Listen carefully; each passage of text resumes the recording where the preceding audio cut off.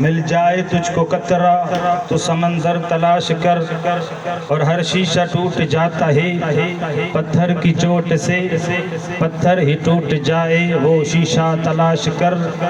और सजदों से तेरे क्या हुआ, सदियां गुजर गई, दुनिया तेरी बदल दे वो सजदा तलाश कर।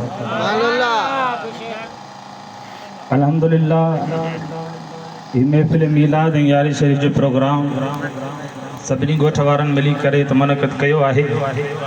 अल्लाह तबारक व तआला सां दुआ आहे त अल्लाह तबारक व तआला हिन ॻोठ वारनि जो महफ़िल मीलाद यारी शरीफ़ पंहिंजे बारगाह में क़बूल ऐं मक़बूल फ़रमाए।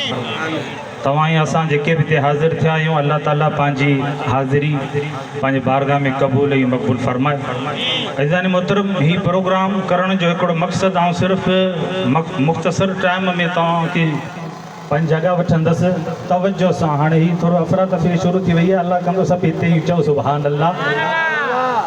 प्रोग्राम करण जो मक़सदु त हिननि प्रोग्रामनि में नबी करीम सल्लल्लाहु अलैहि वसल्लम जी सीरत तय्यबा बयानु कई वेंदी आहे, सहाबा किरामनि जा वाक़िया बयानु कया वेंदा आहिनि, अल्लाह वारनि जेकी ज़िंदगी गुज़ारी उहो बयानु कयो वेंदो आहे। ऐं अॼु हिन दौर में नबी करीम सल्लल्लाहु अलैहि वसल्लम जी सीरत ॿुधी करे उन ते अमल करणु इहो तमामु ज़रूरी आहे।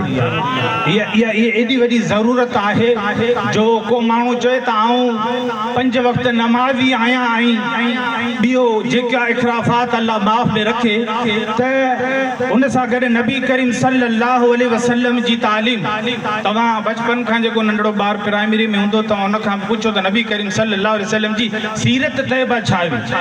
हुज़ूर घर खां वठी ऐं वॾी ॻाल्हि बहितरीन ॻाल्हि चओ सुभान अल्लाह। हुज़ूर असांखे इंसान जो दुनिया में अचण खां वठी क़ब्र ताईं हुज़ूर सभु मामलात ॿुधाए छॾिया। ॿार इंसान अगरि मुस्लमान जे घर में इंसान जे घर में अगरि ॿार पैदा थिए थो त हाणे हुकुम थियो त छा हुकुम आहे। तव्हां हिकिड़ो अंदाज़ो लॻायो त ॿी मख़लूक़ात बि आहे, सभु अल्लाह ताला जी मख़लूक़ात आहे। हिकिड़ो जानवर पैदा थींदो आहे, कहिड़ी तरह सां उहो उते गंदगीअ में मौजूदु हूंदो आहे, उथंदो आहे वरी किरंदो आहे, खीर पीअण जे लाइ उथंदो आहे। ही जानवर पैदा थियो आहे, पर उन जॻह ते अगरि इंसान जो बच्चो पैदा थींदो आहे, हुकुम थियो त ही जानवर जो बच्चो न बल्कि ही अशरफुल मख़लूक़ात आहे। चओ सुभान अल्लाह।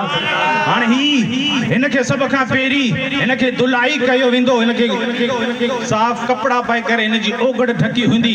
जानवर जो बच्चो उथंदो आहे, गंदगीअ में हूंदो आहे, पर अल्लाह ताला इंसान खे अशरफुल मख़लूक़ात आहे, इनखे उहो मक़ाम अता फरमायो आहे त हिन बच्चे जी मोहब्बत मां जी जेकी मोहब्बत ऐं प्यार ऐं शफ़क़त बल्कि ग़िज़ा बि मां जे हंज में रखी आहे। चओ इंसान जे पैदा थियण जो मरहलो आहे।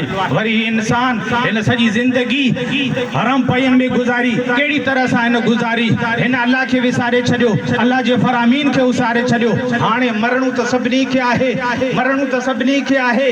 हाणे जॾहिं अगरि को मरियो, हाणे वज़न जी ख़बर पई। तव्हांखे वरी मिसाल हिकिड़ो ॾियां, मख़लूक़ात ॿी बि आहे। जानवर मरी वियो कहिड़ी जॻह ते, छा कंदा तव्हां हुनखे?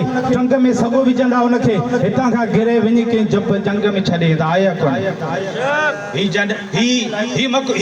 उहा बि मख़लूक़ात आहे, पर तव्हां सम्झो त अल्लाह ताला इंसान ज़ात खे केॾी महिरबानी फरमायो।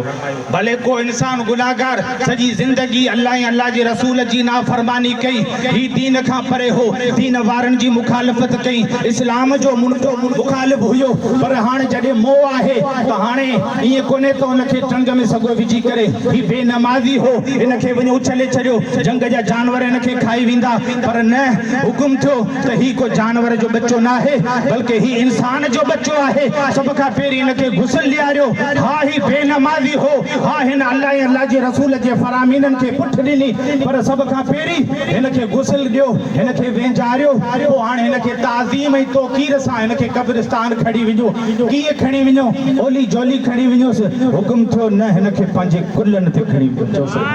ही इंसान जेको बेनमाज़ी हो, जे सॼी ज़िंदगी दीन जी मुखालफ़त कई, अॼु हिनखे एॾो प्रोटोकॉल छो पियो ॾिनो वञे हुकुम थियो ही इस्लाम इज्जत ॾिनी आहे मक़ाम ॾिनी आहे भले ही रब जी नाफ़रमानी कंदो रहियो पर ही इस्लाम हुन फरमायो त ही इंसान अशरफुल मखलूक आहे हाणे हिनखे पंहिंजे कुल्हे ते सवार करे बल्कि इहो हुकुम थियो त आराम आराम सां खणी वञो संदूक खे लोॾियो बि न हिन जे जेकी लोॾी आहे हिनखे लोॾियो बि न त मुर्दे खे तकलीफ़ थींदी हिन मैयत दुनिया में अची छा कयो हिन ही रुगो ॻोल्हींदो रहियो त किथे मूंखे का अहिड़ी दीन इस्लाम जे बारे में का ॻाल्हि मिले त आऊं सभिनी खे टारगेट बनायां इन दीन इस्लाम इंसान खे केतिरो प्रोटोकॉल ॾिनो मक़ाम ऐं मर्तबो तव्हां पूरी ज़िंदगी हुज़ूर जी जे अगरि तव्हां ही प्रोग्रामनि में नबी करीम सल्लल्लाहु अलैहि वसल्लम जी सीरत बयान करण जो मक़सदु इहो आहे त असां पंहिंजी ज़िंदगी हुज़ूर जे तरीक़े ते मुताबिक़ गुज़ारियूं इहे ॻाल्हियूं इला माशाअल्लाह इंसान खे त अॼु पंहिंजे अचण जे हिन दुनिया में जो मक़सदु ई विसरी वियो आहे अल्लाह तबारक व तआला क़ुरान पाक में इरशाद फरमायो त वमा ख़लक़तुल जिन्न वल इंस इल्ला लियअबुदून मूं इंसान ऐं जिन्ननि खे पंहिंजी इबादत जे लाइ पैदा कयो हाणे